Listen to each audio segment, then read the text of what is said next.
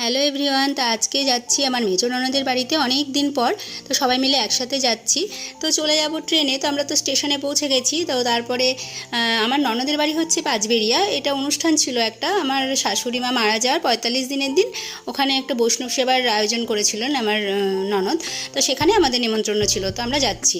এবার ট্রেনে তো যা ওঠে তাই খেতে ইচ্ছা করে, আর এদিকে কাঁচা মিঠে আম নিয়েছি, তাই নিয়ে কাড়াকাড়ি আমরা সবাই খাচ্ছি। আর এত টেস্টি ছিল কি বলবো। আর প্রচণ্ড গরম ছিল, আর গরমে না এসব খাবার খেতেই বেশি ভালো লাগে। তো যথারীতি আমরা তো স্টেশনে নেমে গেছি। তো তারপরে টোটো দাঁড়িয়েই ছিল ওখানে টোটো স্ট্যান্ডে। তো আমার জামাইবাবু মানে মেজর ননদের বর জামাইবাবু নাম করতেই বাড়িতে নিয়ে গিয়েছে। তো বাড়িতে গিয়ে তো দেখছি কীর্তনে বসে গেছেন বৈষ্ণবরা।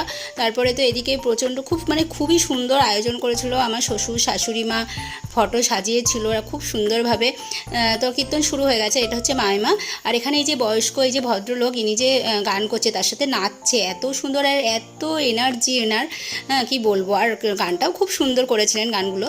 আর এই যে আমার শ্বশুর মশাই শাশুড়ি মা পাশাপাশি। তো এখানে হচ্ছে অনেকেই মানে পাড়ার লোক সবই নিমন্ত্রিত ছিল, প্রায় 200-250 লোকের আয়োজন ছিল।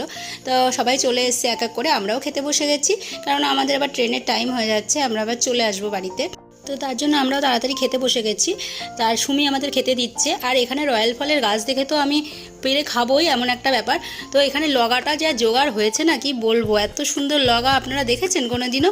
তো রয়্যাল ফল পেরে খেয়েও নিয়েছি, খুব টেস্টি ছিল, যদিও বা টক ছিল, কিন্তু আমি টক খেতে খুবই ভালোবাসি। তো আমরা তো স্টেশনে চলে এসেছি, জামাইবাবু আমাদেরকে স্টেশনে দিয়ে গেছে। আর ট্রেনে এত ভিড় ছিল, একটা গাছ আনতে গেছি, গাছটা পুরো ভেঙে গেছে, এক একজন এক এক জায়গায় বসেছি। আজকের ভিডিওটা এ পর্যন্ত থাকলো, টাটা।